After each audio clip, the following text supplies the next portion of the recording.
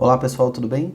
Bem-vindos ao canal, aqui é o Rafael Santos falando e hoje chegando com mais um vídeo da série sobre Project e Power BI. Pessoal, no vídeo de hoje eu vou falar, é uma continuação na verdade, do vídeo que eu publiquei na semana anterior, que eu estava falando sobre baseline no Project for the Web, né? Então as possibilidades da gente poder salvar uma linha de base no Project for the Web, que é um recurso recente, é um recurso novo que a Microsoft introduziu no Project for the Web e que vai fazer bastante diferença, vai ajudar bastante a gente que está trabalhando nessa parte de gerenciamento de projetos. No vídeo de hoje eu quero falar sobre como que a gente pode trabalhar no Power BI para poder melhorar os nossos relatórios e trazer essas informações de linha de base, né? A gente poder criar os nossos indicadores, poder criar informações que vão ser derivadas das linhas de base, tá bom? Indo aqui para o meu computador, pessoal, esse aqui é um exemplo, tá, de um relatório que eu criei que se conecta numa fonte de dados e está trazendo aqui algumas informações para a gente poder gerenciar alguns projetos. Esses projetos estão todos linkados no Project for the Web, tá? E eu quero mostrar para vocês então aqui como é que é essa organização de linha de base, como é que a gente pode trabalhar com esses dados, tá?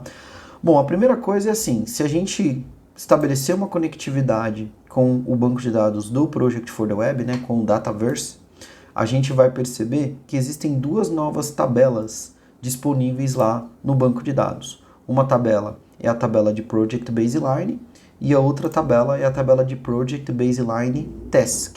Task porque está relacionado aqui às tarefas, né? Se a gente olhar aqui nos passos, né, que eu criei, que eu utilizei para criar esse relatório, eu vou voltar aqui na parte de navegação. Essa aqui é a tabelinha que ele está indo buscar, ó. MS Dynamics, Project Baseline Task Data. Se eu clicar aqui, inclusive, ele vai abrir aqui para a gente poder ver e vai mostrar a referência da tabela, tá? Então, Project Baseline Task Data, isso para tarefa, né? A mesma coisa aqui em projeto, né? No Project Baseline, se eu for lá na navegação, a gente vai conseguir ver exatamente o nome da tabela que está sendo disponibilizada pela Microsoft, que é o Project Baseline Data. Então, as duas novas tabelas que a gente pode consultar, tá? Uma vez que você estabelece via o seu relatório do Power BI uma conexão com essas duas tabelas, né, Project Baseline Data e Project Baseline Task, você consegue trabalhar com as informações que você quiser, né, as colunas que você precisar. Normalmente, né, por exemplo, do ponto de vista de projetos aqui, a gente vai trabalhar com o nome da baseline, a descrição, né, que agora a gente consegue trabalhar com a questão de descrição, e a gente vai pegar alguns campos que estão disponíveis lá dentro, né? Por exemplo, qual que é a duração do projeto em linha de base, qual que é o esforço do projeto, né, a quantidade de horas planejadas, né, na linha de base, a data de término, a data de finish variance, né, então ele calcula para a gente já o desvio de datas do término das tarefas, né, o project ID e a data de início da linha de base, tá bom? Se a gente for aqui para a tabela de tarefas, né, a tabela de baseline de tarefa, basicamente são as mesmas informações. Eu tenho aqui o task duration, task effort, né, que é o esforço, task finish date, o task start date, e aqui eu trouxe o project task ID, que é o ID da tarefa a qual essa linha de base pertence. Uma coisa que a gente tem que perceber, na tabela de tarefas, a gente não tem a descrição, como nós temos aqui na tabela de projetos, né, a descrição da linha de base. Não tem também o nome, não, nem precisaria ter o nome, né? Acho que até tem o nome, mas a gente não precisa necessariamente trazer o nome. Se a gente for procurar aqui, provavelmente o nome vai estar lá em algum lugar, né? Aqui está aqui o nome, tá? E uma coluna importante que não tem na tabela de tarefas, que existe na tabela de projetos, é a coluna chamada Finish Variance, tá?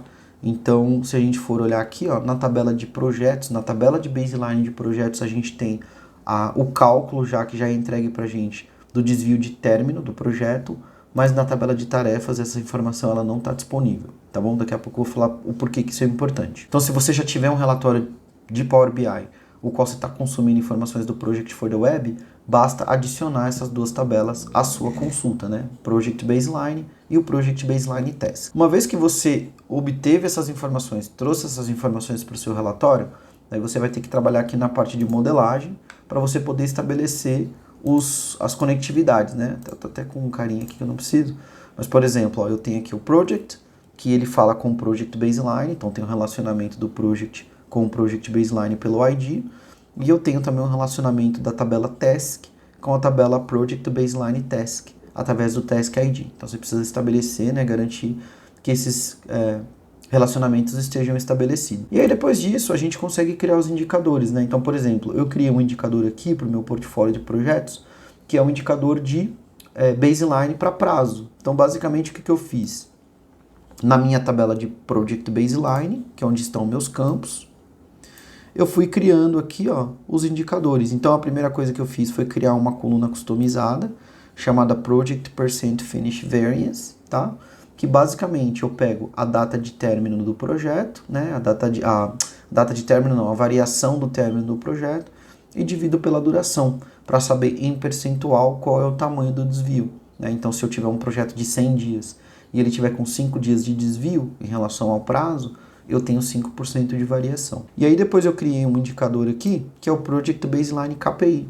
E aí eu falo, ó, se a variação, né, for acima de 10%, eu quero usar um número 0.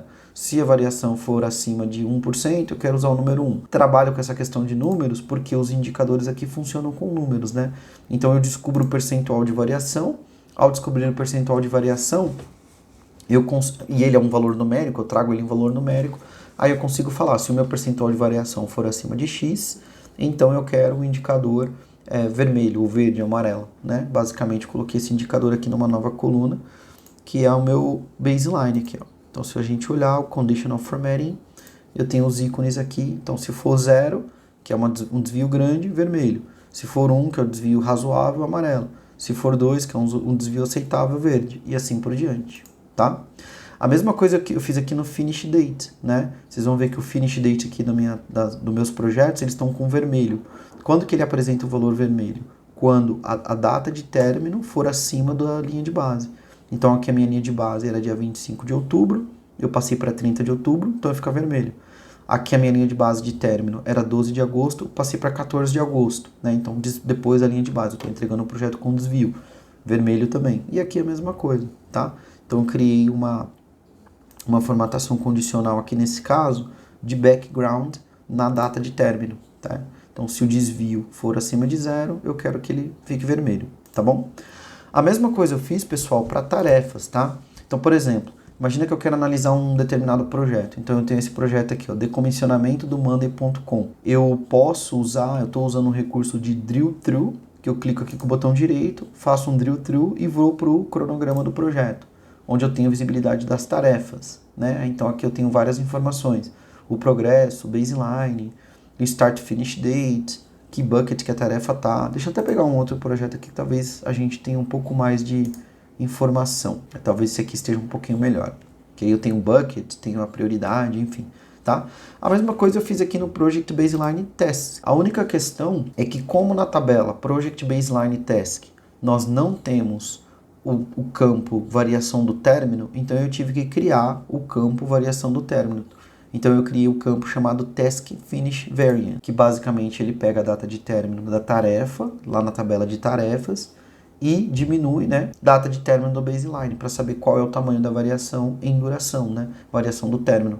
É 1 dia, 2 dias, 3 dias, 4 dias, assim por diante. Depois disso eu criei as mesmas colunas, então eu trouxe o valor bruto para um valor percentual, qual que é o percentual de desvio, depois eu criei os indicadores. Tá? Então eu consigo ver aqui os indicadores de baseline, como é que o meu projeto está se comportando, tá bom? Então, para quem já está utilizando aí relatórios, né, do Project for the Web, se você já tem os seus relatórios criados, agora é uma oportunidade que você tem também de trazer essas informações de linha de base, tanto do ponto de vista de tarefas, quanto do ponto de vista de projetos, e criar os seus indicadores. Se vocês quiserem replicar essas fórmulas aqui no arquivo de vocês, eu vou deixar esse arquivo disponível para vocês poderem fazer o download, tá? Então vocês vão conseguir fazer um download desse arquivo para vocês poderem usar aí como referência, para vocês poderem utilizar, entender as fórmulas que foram feitas. Mas é isso, pessoal. Se vocês tiverem qualquer dúvida, qualquer comentário, coloca aqui no vídeo. Eu espero que esse vídeo te ajude a melhorar a sua performance aí no gerenciamento de projetos, o monitoramento dos seus projetos. E se tiver alguma dúvida, como eu falei, fica à vontade, põe aqui embaixo nos comentários e a gente vai trocando uma ideia, beleza? Mas é isso, eu vou ficando por aqui, um grande abraço e até o próximo vídeo.